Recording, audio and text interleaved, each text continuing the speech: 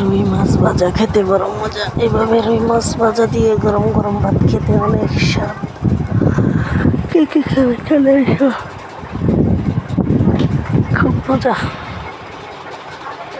দেশি রুই মাছ ভাজা, রুই মাছ আমার খুব পছন্দ। কে কে খাবে চলে এসো।